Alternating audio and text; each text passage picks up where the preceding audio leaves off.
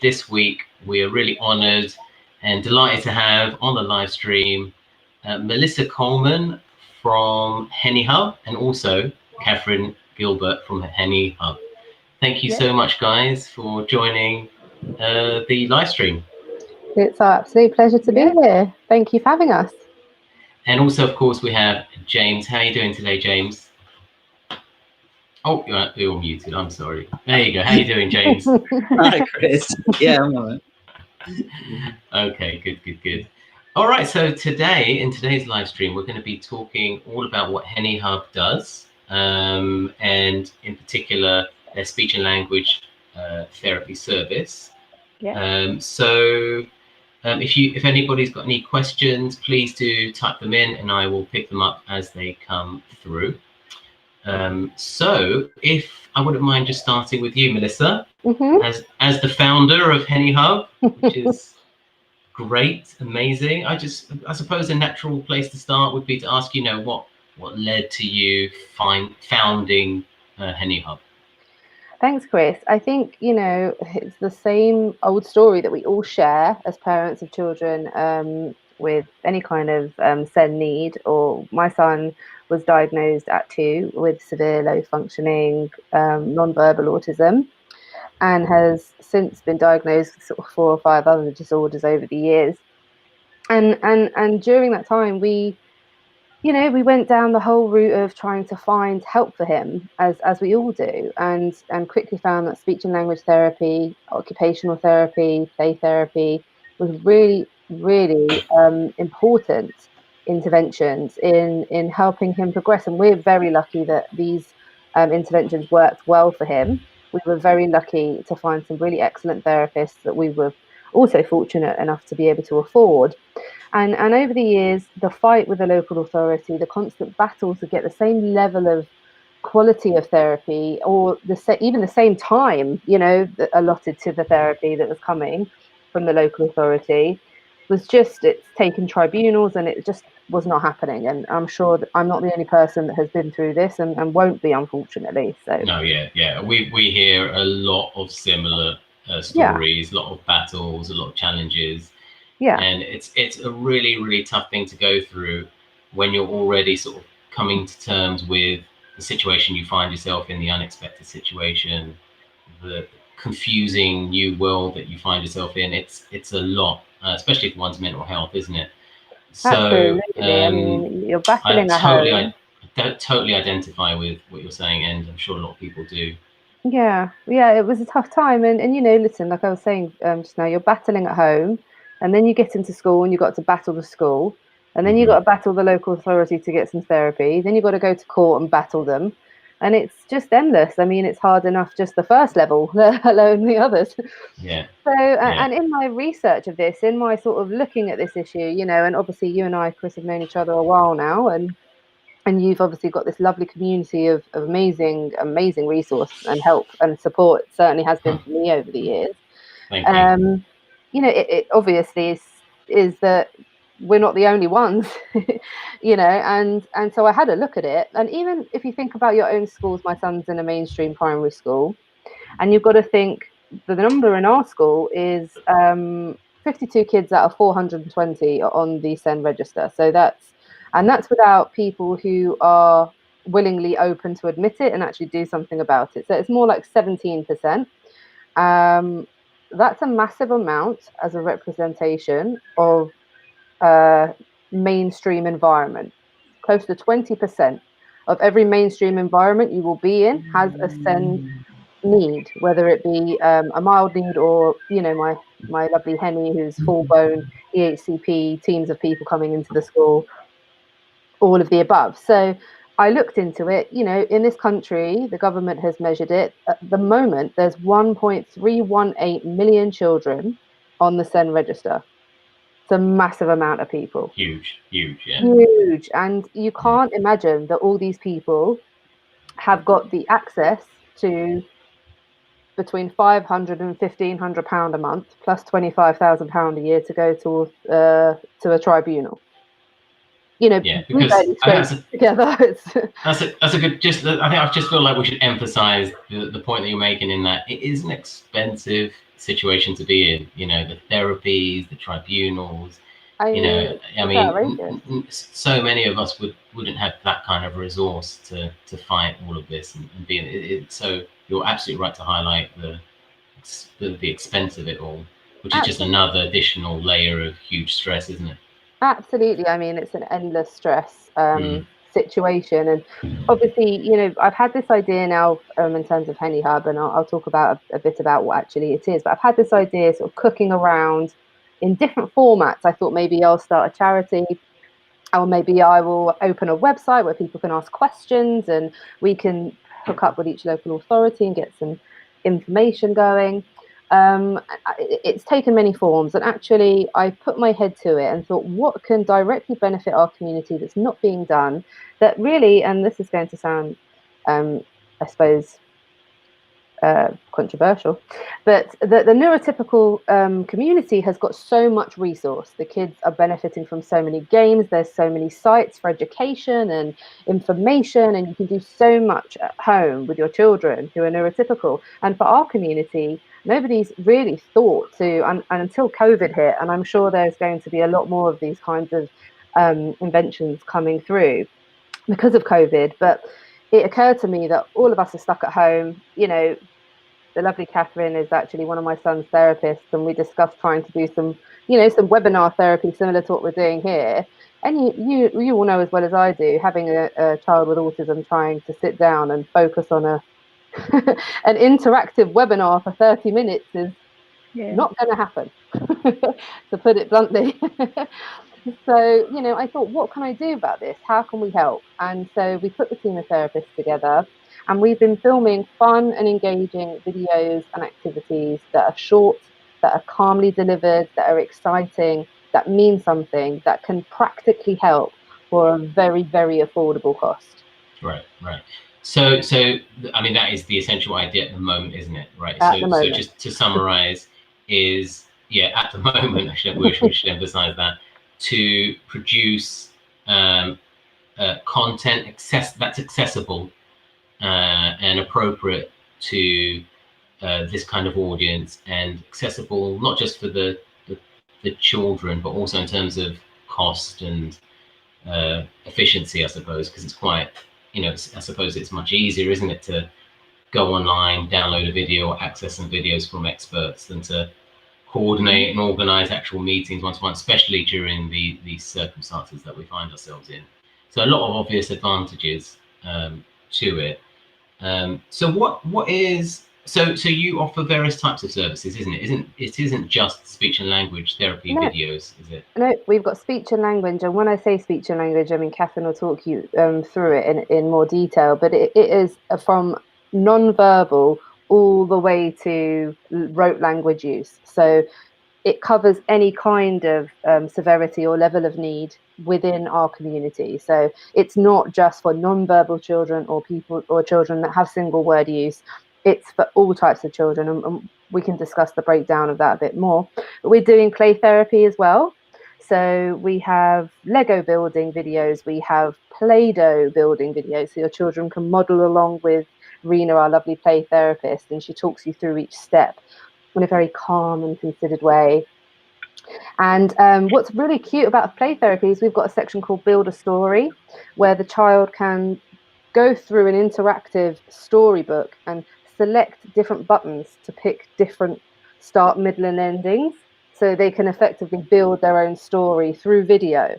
And it's a little interactive way of them understanding how to create a story, start, middle, and end, and that kind of thought process. And we wanted to do that, which we have done. There are tips of the week on every section, and there's a sing-along. All right. So, you know, our favoured Hello song is featured heavily. And, you know, all the favourites of I'm sure you'll all know in therapy. And then we've got our lovely Gabrielle delivering OT. All of the exercises that you would need to comprehensively perform OT tasks and targets will be on our site. So all the Superman poses, balancing exercises, strengthening exercises. We look at ocular control and visual perception, and we explain them, and tracking and fixation. And really, everything that you would really need. No video is longer than 3 minutes, because obviously keeping children and parents engaged at the moment is really difficult. So yeah, there's a lot of content to access, and again, it's really affordable. Okay, that's really helpful overview. So nice, accessible, snappy, effective video content from specialists that cover speech and language therapy, occupational therapy, play therapy, and these sorts of things. Obviously, speech and language and occupational therapists, I mean, and play therapy too, but OT and speech and language are such big, hugely important domains with development, aren't they? And and I suppose just people just generally. I mean, OT is going to be covering all the various sensory issues and challenges and experiences. Yeah. And obviously speech and language therapy, we're going to talk about what exactly that means in a minute, but that is obviously going to resonate and that connect with a lot of people. I know from my own personal perspective, speech and language delays were really my very first sign with my first child, because I've got 3 boys now, 2 of whom are autistic, but the first one who's autistic is now 10. We didn't know much about autism at the beginning, of the journey. And it was the delay in speech and language that really gave us our first clue.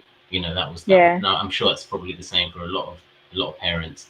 I mean, he wasn't talking until about, well, I suppose he started talking when he was about 4.5, 5, but in a very, still in a very delayed way. He's always been he's always had quite delayed speech.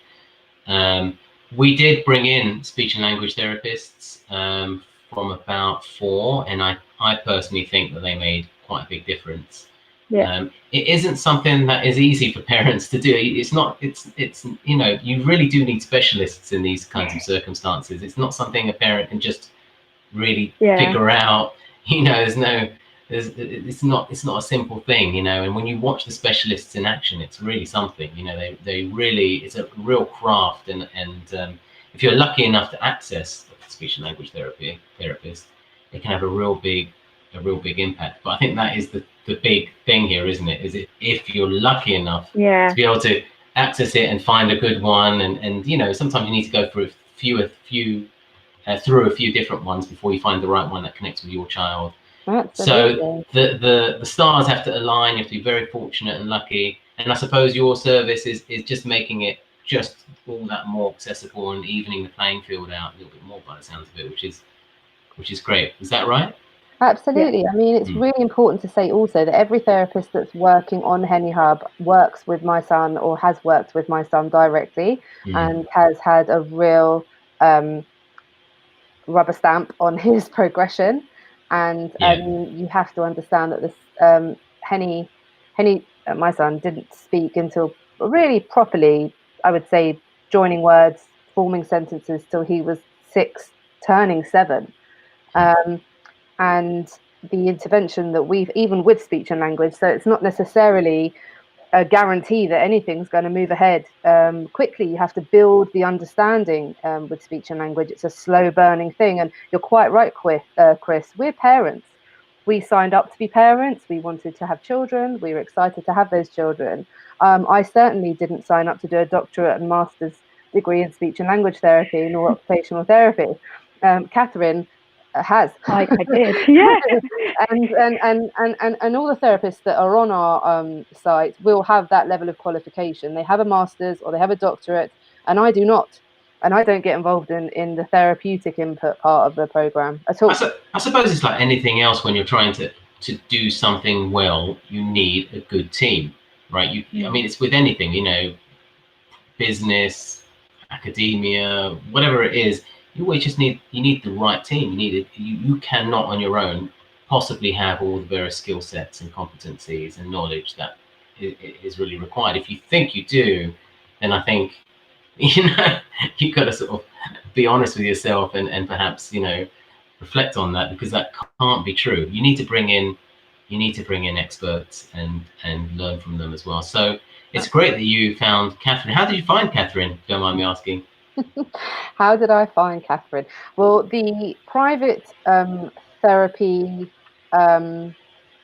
company that she worked for at the time, before she went out onto her own clinic, we had been with since Henry was 2 or 3.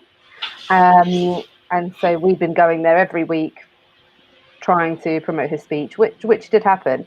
And then he had a break for a while because I felt like he had been in really intense therapy for a good 4 or 5 years at the time.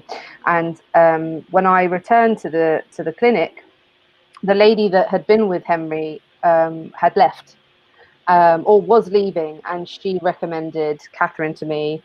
And here we are. Yeah.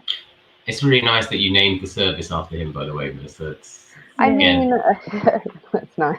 I mean, I had to. You know, it's all about him, as all of our lives are about our children. But if it were not for him, I would know nothing of this world. And in some ways, it's a blessing and a curse, I suppose, for all of us. You know, we've got, Chrissy, you've got your fabulous academic career and all the work you do around stigma. And James, your fabulous maps and all the sort of genius level information we get from you all the time. And we wouldn't have this kind of enriched life. I mean, albeit with its difficult side, but this is part of our lives, and I think it's more authentic and serves our community better that it comes from a place of authenticity rather than me trying to make it a corporate product and get my business. Yeah. People see through all that anyway, when it's not authentic. If you know this world, if you feel it, you think about it all day, you live in it, you'll see through the nonsense. Exactly. So, James, have you got any questions for Melissa before we move to maybe talk to Kathryn? I'll come back to you though, Melissa. I definitely do want to come back. I definitely want to bring in Kathryn as well. But Melissa, James, if you want to jump in, feel free, mate. Not really, because I think you've covered most of it. I was mainly going to, my focus is sort of to clarify what speech and language therapy is, rather than there's a lot of misconceptions that parents have when they go into it, and particularly grandparents. I'm thinking of my parents, where like, oh, it's like a magic wand type thing, and this kind of thing, and that's not what it is at all. So maybe we can get into some of those. Yeah, definitely. Definitely want to go there. So maybe this is a good time to then steer these questions to Kathryn, if you don't mind, Kathryn. So not at all. I think James's question about what exactly is speech and language therapy is a really good place to start. Maybe if you wouldn't mind, just sort of in your own way, defining it for us in sort of straightforward possible. Yeah, no, of course. And I think back to maybe what grandparents think. I sometimes think people think it's elocution lessons, and they have this vision of Henry Higgins from My Fair Lady, and you're going to start correcting people's speech like that. But no, it's a lot more. Obviously, you're assessing children, you're diagnosing children with speech and language and communication difficulties. And back to your point earlier, Chris, sometimes we are the first professional that parents will bring their child to, because the first thing they notice is they're not talking. And we, have to assess, well, actually, maybe it's something more than just delayed speech or late talker. Maybe there's something more going on. And, within our jobs, we provide support to families and schools and nurseries. We also tailor plans and deliver treatment. And I think speech and language therapist is a really broad area, because you can see someone who has vocal nodules, to an autistic child, to someone with a genetic condition, to a stammerer. So it's a broad profession. And back to, I guess, the younger children that we see, a child might come in and the parents' expectations are to get them talking, but there's lots of skills that we need to build before we can get them talking. So attention, joint attention is a key one. What does that mean exactly? So joint attention is the ability to follow someone's gaze or point, and also redirect somebody's gaze or point to a point of interest. So if you want to point out something to children about 9 months might be able to point out something that they want to their parents, and they're doing it intentionally, wanting their parents to then follow their point and get it for them. So that's what joint attention is, that ability to look at something together, and then from that you can get shared enjoyment and shared attention. Right. Just if you don't mind, I just want to pause you for a second, because we've got a question I want to throw at you, and then we'll resume if you don't mind. Kathryn, yes. Sorry. So I'm just going to bring it up on the screen. Laura Stevens. Have some drink. Yes. She says, it's a good question. Could speech and language therapy on Hennie Hub help with non-autistic children? Maybe a child, I suppose she's saying a non-autistic child that needs a little bit more support or a push. Or is this specifically for autistic children only? So this actually ties in quite nicely with what I'm saying at the moment. Thank you, Laura, for that question. Hennie Hub certainly would, because as Melissa said, we have different sections. So it goes from non-verbal to pre-verbal to single word users to joining words together. And within that non-verbal section, it's those key skills, which I was just saying, so joint attention, gesturing, imitating, and so these are all the foundation of developing language, and then spoken language. And so yes, Hennie Hub, the videos that we have are building up those skills and targeting those skills with an introduction for the parents to say why we're doing those skills. And then the vision is that if your at the moment with the video, if your parent is sitting with the child, then they could do the activities away from the videos as well. Right. Yeah. So I think definitely Hennie Hub, check it out if your child's non-verbal. Oh, a non-autistic child. Oh, I read it as non-verbal. Sorry. Could it help with Sorry. No, it's okay. Right. Yes, it will be really good as well for non-autistic children. You just have to, I suppose, choose the level for your child. So they might not need to look at the non-verbal section, but there might be fun videos for them to watch anyway. Right. This isn't. Yeah. Sorry. You'd still recommend it then? Would it be useful? Yeah. If you don't mind me saying so, Chris, my 3-year-old. No, she's 2.5. She'll be 3 in December. She's, I would say, between non-verbal and pre-verbal. She doesn't have any signs of autism. She just is a toddler getting there with her language, and she loves Kathryn's videos. We've got videos with Ready, Steady, Go, and with pop-ups and with balloons, and all of the really exciting, interesting activities that you would do in speech and language. And for children, it's really engaging, and without them realizing, is promoting their speech. So it most certainly is for non-autistic children too. Yeah. Okay. Just want to say hello back to Nadia Jalad. She just wrote hi all. Nadia was the winner of our live stream giveaway last week. So well done. Hope you're enjoying that sensory toy set there, Nadia. Okay, she's got a question here as well. Thank you for that. My son is 4, diagnosed autism. He has some words, but mainly repetitive words. Yeah. He doesn't use words functionally. Okay. Yeah. So repetitive words, and he doesn't use them functionally. Is that something that you see a lot? Any thoughts on that? And what would that mean, I suppose, repetitive words and functional? So repeating words, so repeating the language they're hearing, maybe not functioning, so just saying it. So therefore, if he hears someone say, "There's a clock," he might then say, "There's a clock." Right. So it's just literally repeating that. Is that echolalia? Yeah. Mm. And actually, a positive thing is that imitation is a really good skill, and children, typically developing children under 2, are doing that as well. And it's quite a good indicator if a child is echolalic at some stage. But I suppose you want to, move them on to be able to use language functionally. And our videos work through that. And lots of the videos you'll see me signing using Makaton, which is a great tool to use. So if your child isn't using words functionally, are they gesturing functionally? So are they? So just to clarify what that means exactly, because I think people just need to be clear on what you mean, but on what that means in terms of use words functionally. So does that mean? Am I right in thinking use the words in an appropriate, way that works to the within the communication that's happening at that point? Is that what that means? Yeah, so communication, if you're using, it would be to indicate that you want something, that you like something, that you don't like something, to ask for something, and then as communication develops, starting to do stuff like asking questions and commenting on things. And then you get to that higher level language, which is being able to have a conversation.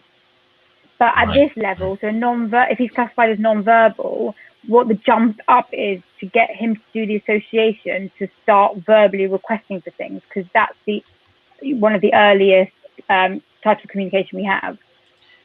Even like when you're feeding a baby and like turn their face away, like that's a communication to say that they don't like something. Right. And I only want to talk to you about that. I'm sure James would as well, because James and I feel very much that all behavior is communication. Obviously, communication is not just through speech, is it? You're going to have language in other ways, right? I mean, so as you said, gestures and certain noises, eye contact with certain things, and behavior generally is communication. But just before we go there and discuss that, this is a question that I see quite a lot in terms of what exactly does non-verbal mean. I see that a lot. A lot of people say to me, well, I used to wonder that about my son as well. Where he would have some words, but he wasn't really using them functionally, as you said. Does that classify as non-verbal? Have you got a definition, maybe? So my definition, and the one that we've used for Hennie Hub, non-verbal would really actually mean that they're not even really using vocalizations or gestures. Okay, so the fact that Nadia's son does have vocalization, for you you wouldn't classify him as non-verbal in your view? I think that's what she's asking. Oh, I think she's paused there. Yeah. Okay, she's back. Was that mine there or something else? No, you paused there. Yeah, I think that might have been your side. Is it coming back? You're back now. Yeah. Did you catch the question, or shall I say it again? I think whilst she's unfreezing, it would be. I just would obviously just preface what Kathryn is going to say with. She would have to do obviously a very comprehensive set of assessments with the child to sort of diagnose them as anything. But we, from my own perspective, when we had our son, when he was diagnosed as non-verbal, and he would finger gesture, so and he would make sounds. We would have same with my son. Right. There was we had one word at 18 months. He said Teddy, and we lost it, and that was nothing again until he was probably 5, and very singular words like apple, juice, just labeling, pointing and labeling. Very similar. I think we've had similar experiences. I'm sure. Listen, yeah. So I think for this Nadia lady, I think definitely if you were to go to Hennie Hub, I would look at the non-verbal section. I would also look at the pre-verbal section, and work your way from there, because those sections will definitely give you. She's put here, do you mind if I ask, did your son talk? Is he classed as non-verbal? He was classed as non-verbal. He was diagnosed at 2 years old as non-verbal, and he's now 8, and he does speak. And we, like I said, are very lucky to have had interventions through therapy. I highly recommend it. Obviously, given the current climate, it's very difficult to get to a therapist, and the Hennie Hub's a good way to start that process off for you. There she is. Hello. But Nadia, if I wouldn't mind just saying, just to give you a little bit of hope, I have seen, I wonder if Kathryn might know about this as well, I've seen because I'm into research and academia, I have seen a few quite large assessments of speech and language development over time, in which you've got a group of people, a very large cohort of people that have received speech and language therapy, and a very large comparative similar cohort that haven't. And in fact, the results are quite optimistic in that, or hopeful in that, both groups over time actually do significantly improve. It's just that the one with speech and language therapy make quicker progress, and maybe more progress. But even if you're not able to access, if he's already sort of, as Melissa was saying, using some words and there's a bit of echolalia, as Kathryn was saying, I would say over time I would expect there to be development either way. I don't know what Kathryn thinks on any of that. Yeah. Yeah, definitely. And also, as we said before, like, communication is such a broad term that the fact that if a child is imitating, is using gesture, these are all really good signs that they will hopefully go on to develop more spoken speech and more functional. And then just later on might need to be taught how to have a conversation. But that's really like the higher level language stuff that we do.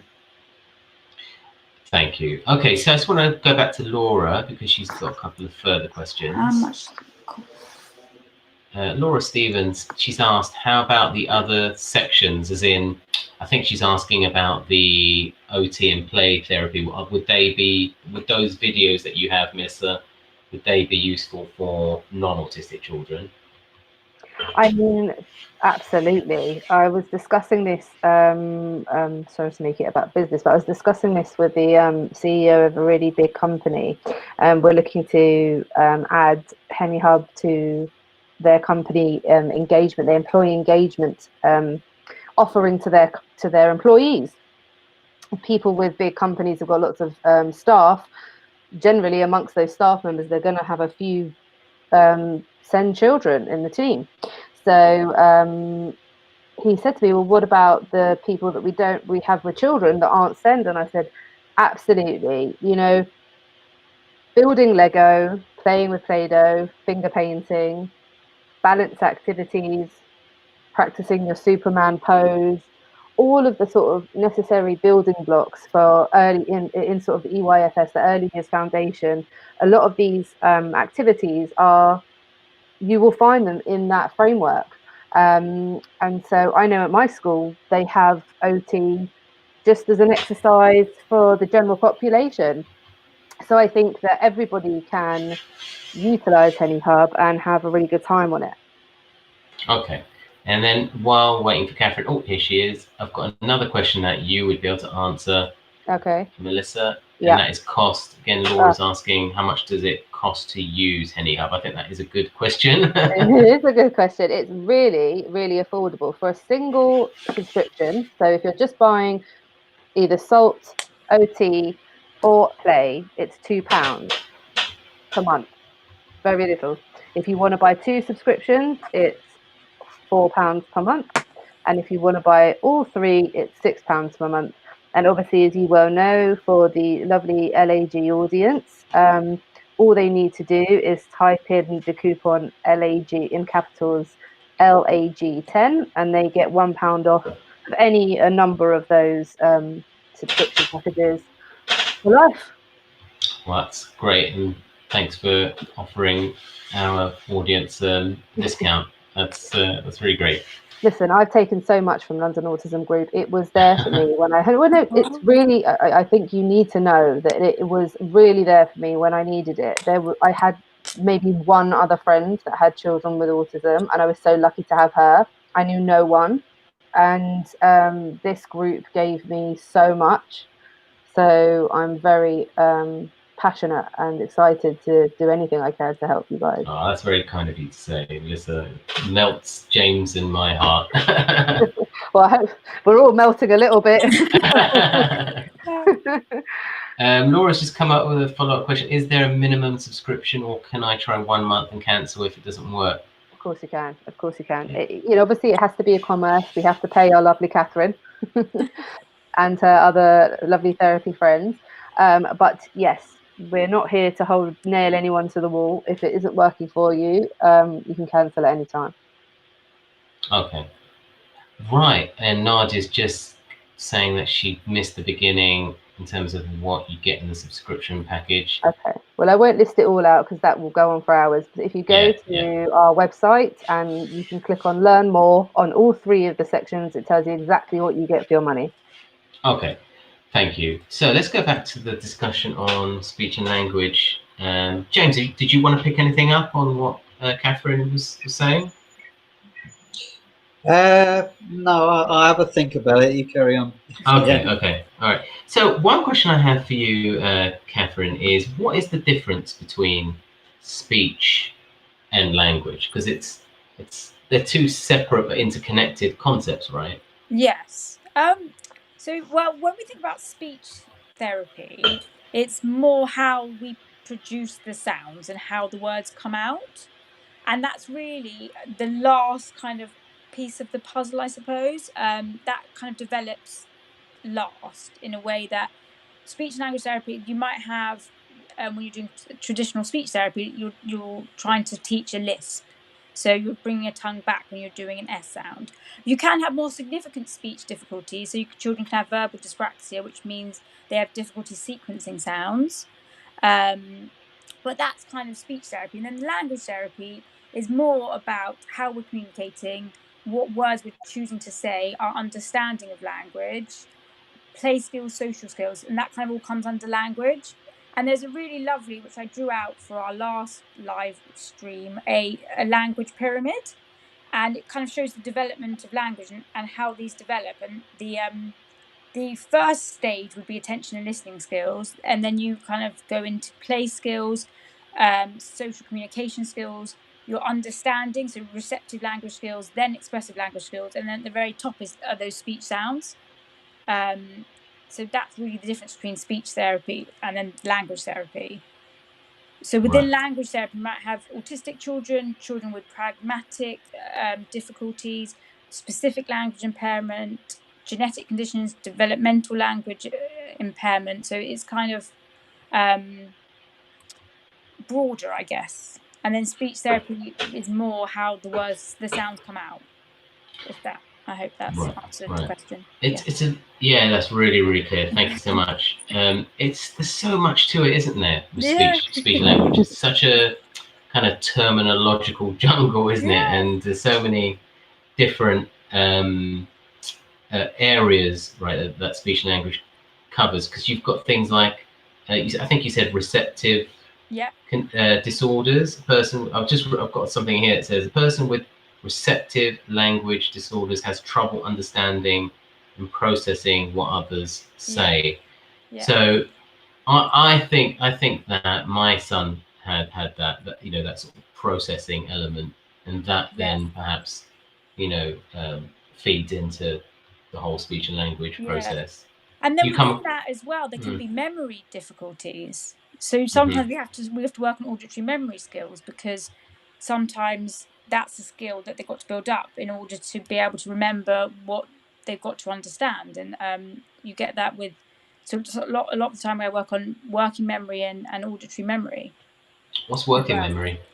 Working memory is it would be, I always use a lovely example when you're trying to pay for your parking on your phone and you've read the number and then you need to put it into your phone. That would be working memory, because you've seen something but you've also got to then do something with it.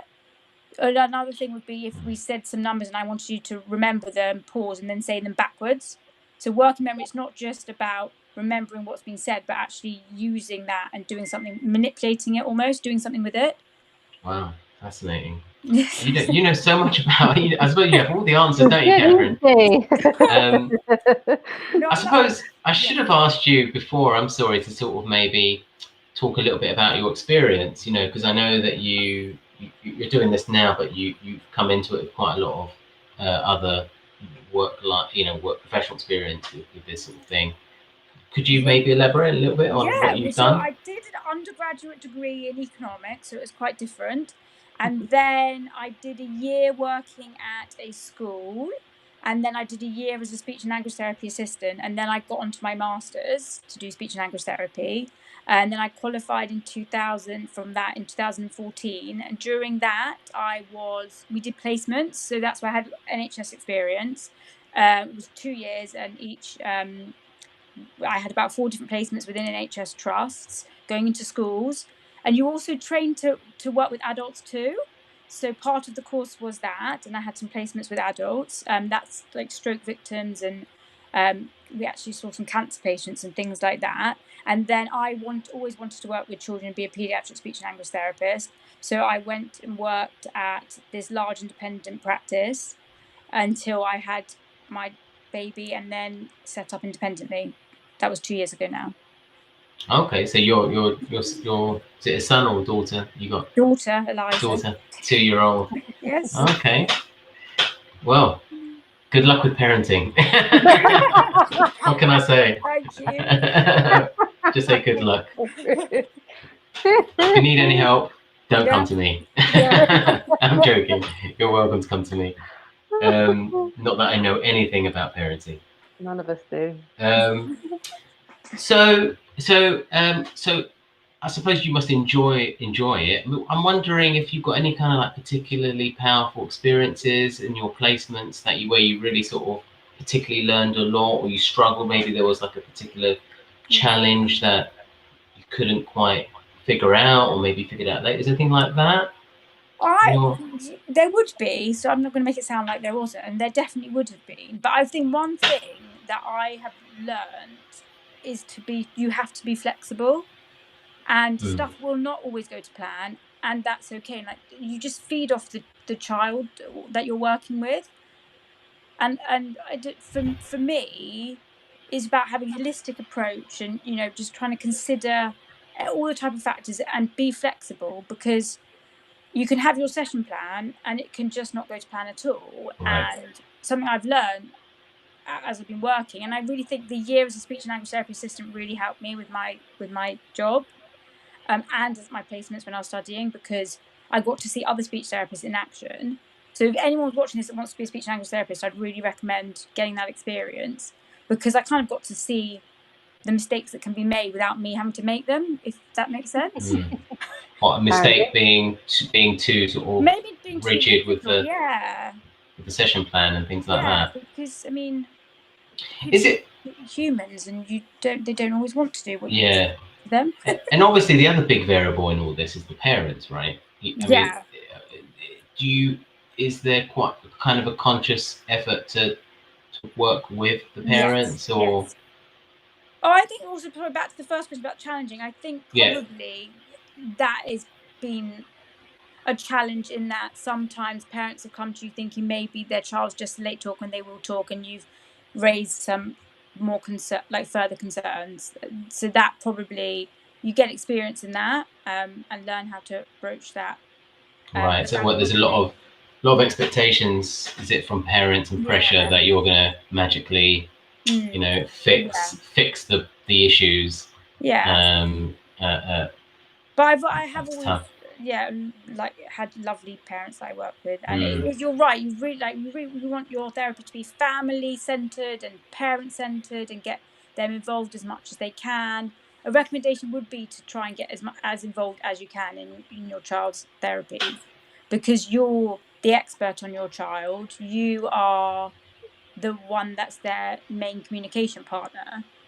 So you definitely want to get the parents involved. And if they sit in for part of your session and then leave the room, but then you have a good debrief, or send them a very detailed plan of what you did, just stuff like that.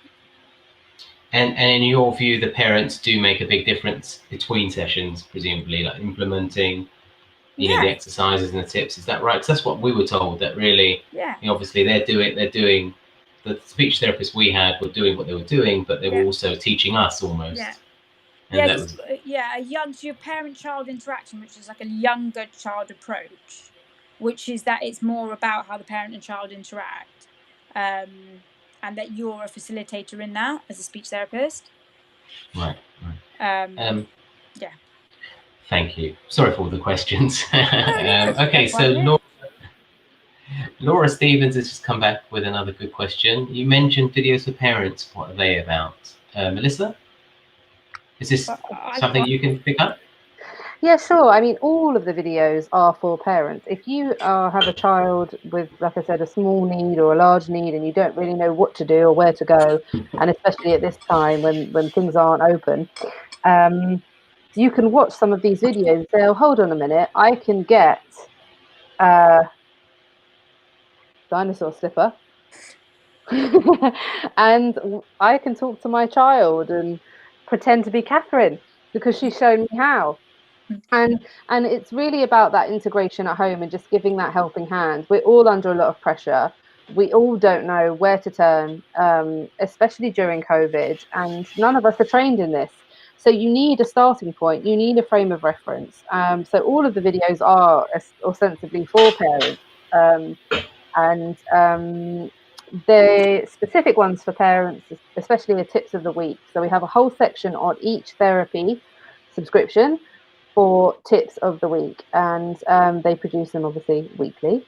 And so you have tips around visuals, you have tips around if your child's having a meltdown and how to deal with it, you have lots of different tips, but largely all of our videos are for parents.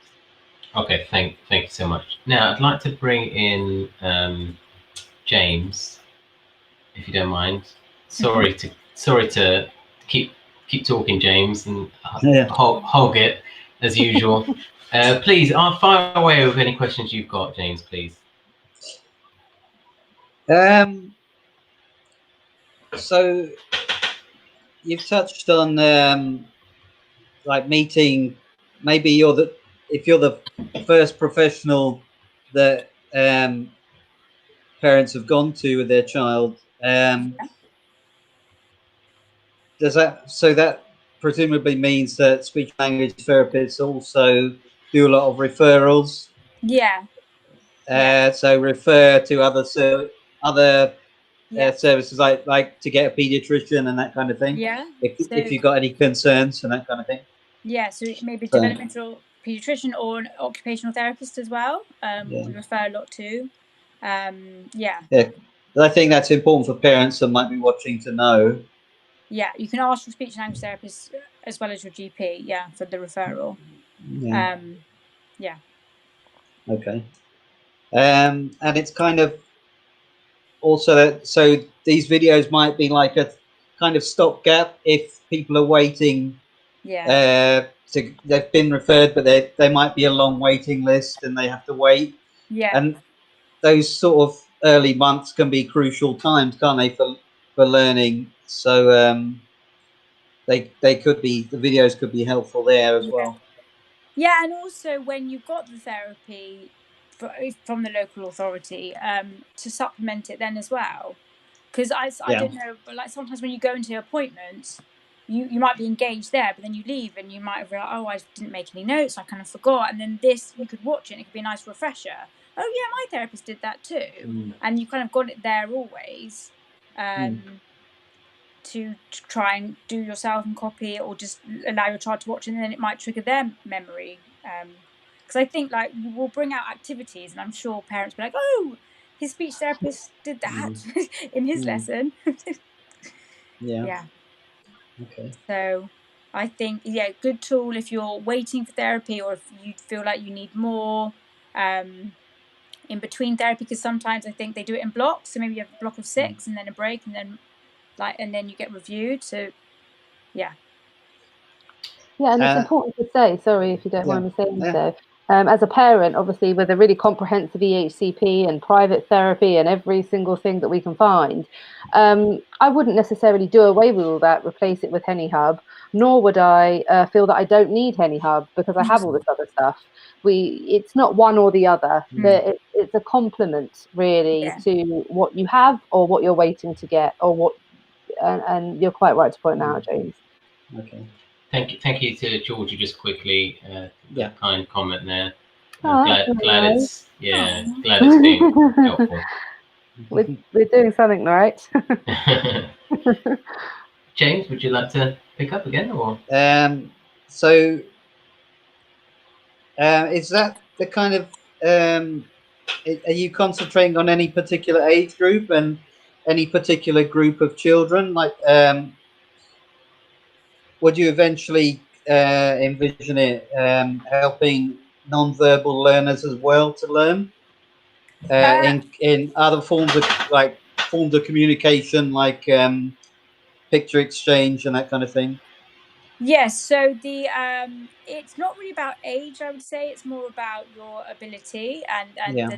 the levels that a child's at. So your parent can, if you sign up, you can look through all the different sections and then you pick as a parent where Yeah. you think the child should start. It might actually be quite nice to watch some of the lower level ones if you think they're at a single word level, to look at the level before and watch those videos, just also so that the child gets used to watching the therapist and engage and finds it fun.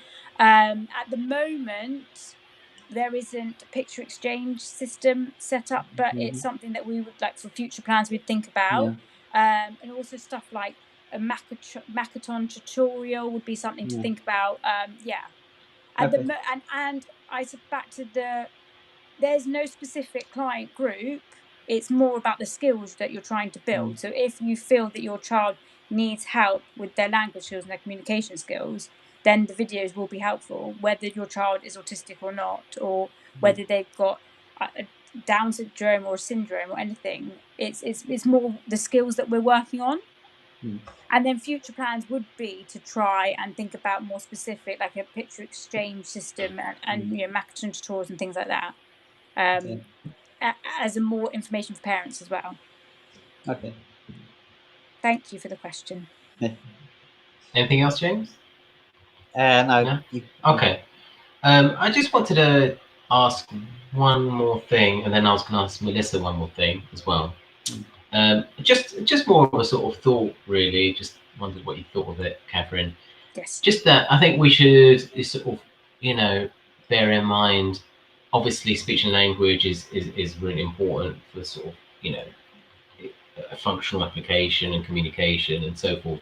But it's a really important thing for mental health and well-being as well, isn't it?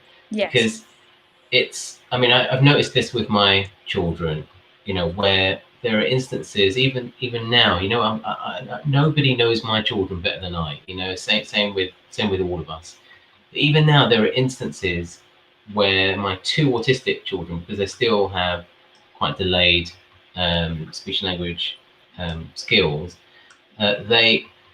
sometimes I just misunderstand what they're saying. You know that, you know, they'll use like my youngest son, for example. He was sort of saying to me the other day, you know, he got really upset about the fact that my oldest son did something to do with blue. He was saying the word blue, blue, blue, and I tried everything. You know, I tried to sort of throw out every possible interpretation that I could think of. I was getting frustrated. He was getting even more frustrated. And you know, as he's getting more frustrated, I'm feeling more and more guilty, you know, but at the same time I'm frustrated. So I just think, you know, communication is so vital for people when they're trying to just, it's such a vital thing for feeling happy. If you're not able to communicate something that's really bothering you or something that's really important for you and you're just not able to get it, and it could be not even your fault, you're doing everything you can, but the other person's not quite getting it. It can really have a big impact, right, on their stress, even distress, really, or even you know, anxiety and all sorts. And then I suppose that then perhaps even that itself, if mental health's getting worse and anxiety's getting worse because of it, or then and that also, can perhaps slow down speech and language in itself. Yeah, and it can also lead to social isolation as well. When you've got a peer group, and if you don't feel that you can communicate effectively to, or if you're not communicating effectively to your peer group, it can lead to that, which is then going to lead to mental health. You know, it all feeds into it. So true. It's a really good point that you've made, and it's the two-way communication. So it's not just, it's how we're interpreting the messages as well.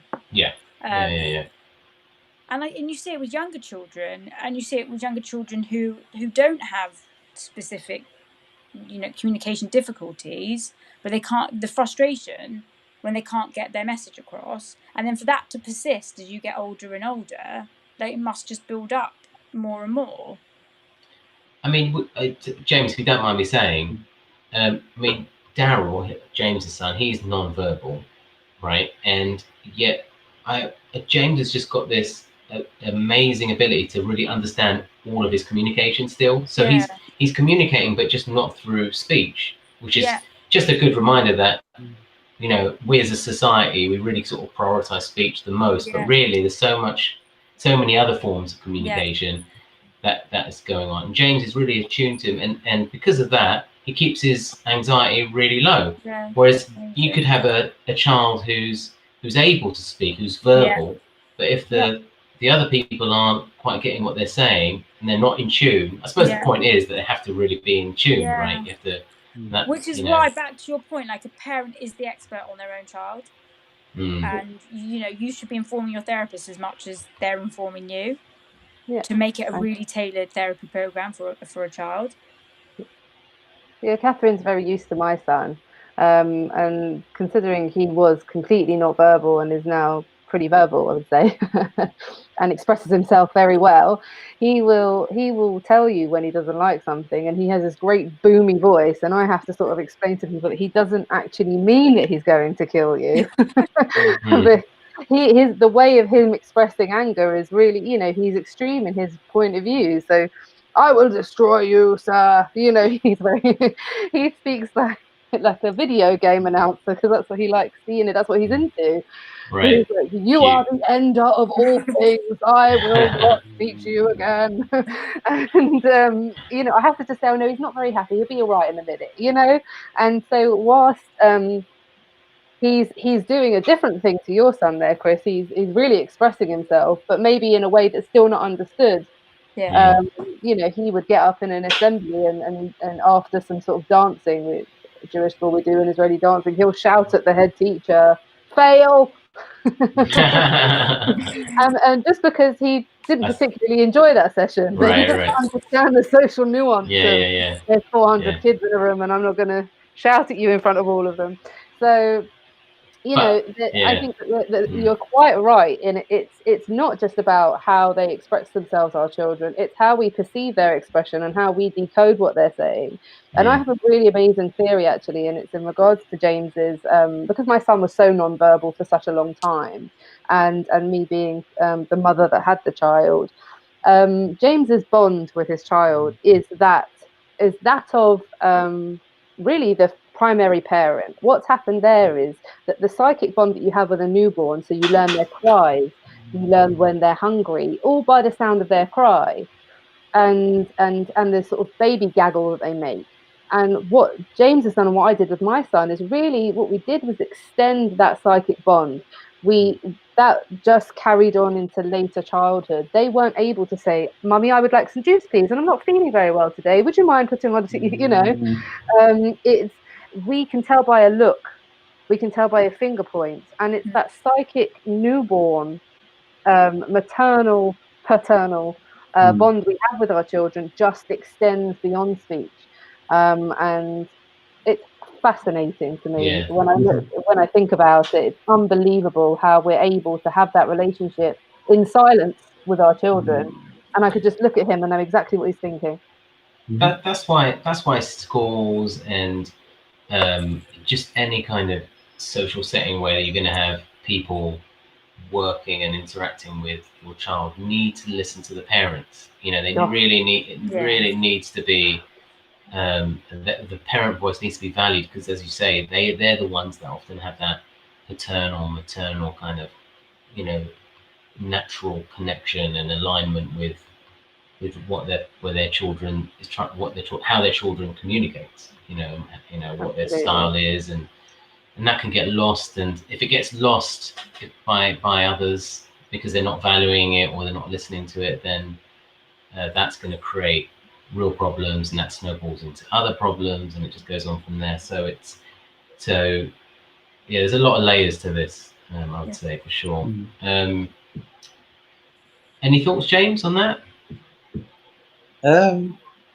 There's such a lot of things, but I'm also aware that we're running out of time, unfortunately. Yeah. No, I don't want to go into a long. Sorry to throw you in there. Don't want to go into a long thing about stuff. So. Oh, okay. Fine. Okay. I've got one question here from Nadia, and then I've got a final question from Melissa. And then that's it. I think we'll sign out. It's gone so quickly. This has just flown by. Nadia's asked, how many hours of speech therapy should a child get for it to be effective? Yeah. I mean, what would you say to that? I bet a lot of people wonder, how much do I need? How much does a child need? 18 hours a week. Yeah. Intensive therapy is going to be probably more effective. However, it's not always cost effective or possible. So I would say if a parent's involved and they are, doing it away from that therapy session, then having it once a week, you should see positive and positive progression. So but intensive therapy, early intensive interaction is beneficial, but it's not always viable. I'd just add, I've heard a lot of stories from adult autistics that have had a lot of very negative effects on their mental health from too much, too intensive therapy. From all over the world, but some from the UK as well. So it's very easy to just try and rush and that kind of thing. But it is a thing that takes a lot of time, and you have to give the sort of place the child's needs at the forefront and give them a time and not sort of put the it's easy for the parent to kind of get upset and that kind of thing, and but then they're putting their own needs before their child, and giving them more than they can cope with. I think if you are well said. If you are going to do it intensively, then giving them breaks as well. Maybe like a month or time on and time off.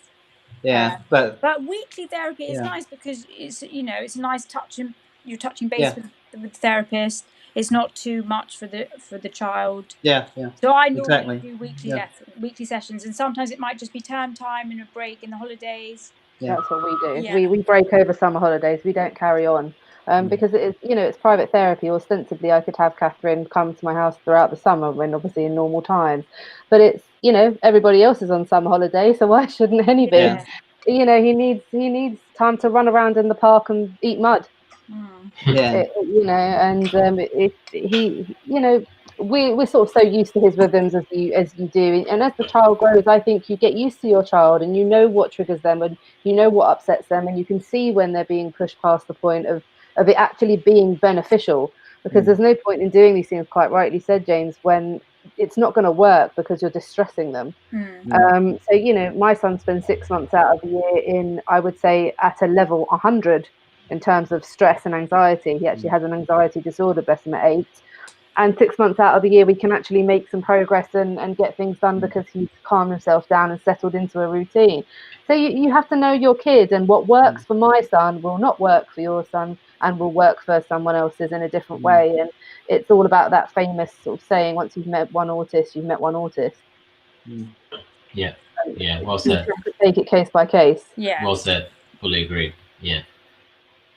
Okay, that's great. Thank you very much. I suppose the final question for me anyway is just going back to the earlier conversation, Melissa, is just going back to the service. What's your sort of future plans for Hennie Hub? Where's it going to be in 5 years' time, ideally?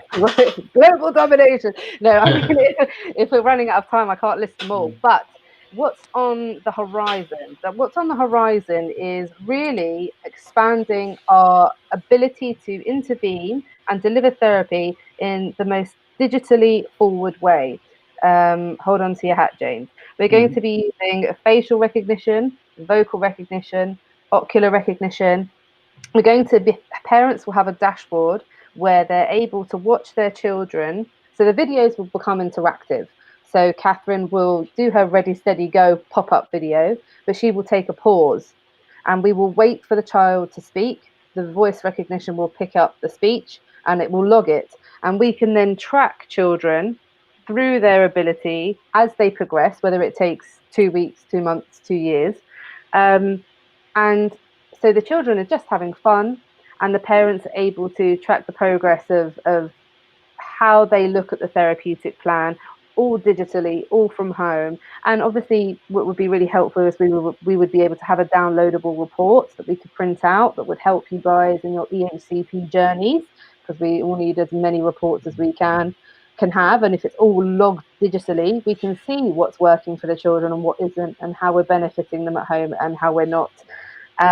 We would love to build some digital games for children that are all therapeutic based. So for children that have issues with their ocular muscles behind the eyes, which a lot of our children have, but we don't even realize that the muscles behind the eyes, along with the torso muscles, are very weak.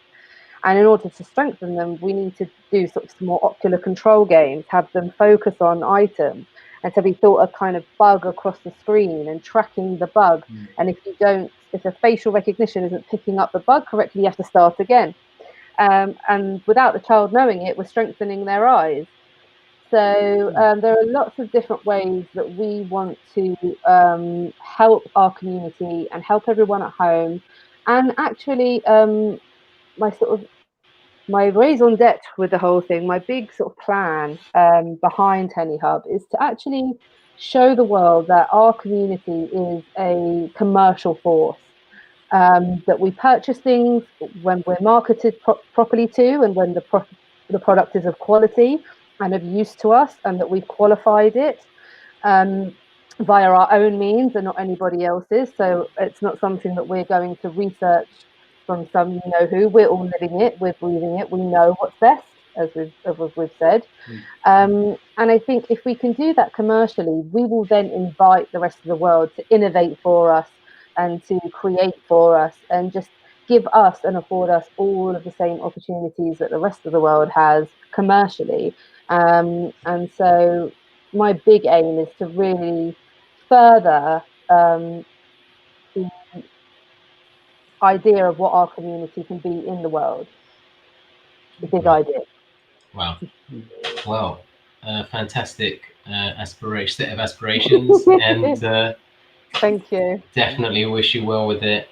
Thanks for doing what you're doing. I think the idea of making speech therapy and all these therapies more accessible, more affordable, and more efficient is a really, really important one. And someone had to just say, hold on a minute, this isn't right. It can't be that I'm the only person that can get to this. Yeah. So I'm pleased I was able to do it. So, James, any other thoughts or comments? No, just thank you for doing what you're doing, both of you, and wish you the best success with it. I'm sure it'll be very popular service. Yeah. Thank you both so much. Again, it's meant a lot to me personally, this group. And Laura, what was the discount code you met? LAG10, the number's 10. I'll put it in the comments. Yeah. Go ahead, sorry. No, it's okay. I just wanted to say, like I said to you before, and I'm sure a lot of the families and parents on this group feel the same, that we had nowhere to turn, or we didn't know anyone that was like us and suffering and having such a hard time in this way. And we come to this group and there are thousands of us, and it's a really kind environment and a really happy place and full of information. So thank you both so much. Oh, wow. It's really kind of you to say. Thank you. Very true. We're all one big team. Yeah. Okay. Well, thanks again for making the time to talk with us today. It's been really great. I've learned a lot. Thanks for having us. Thank you. All right. I will sign off then. Thanks again.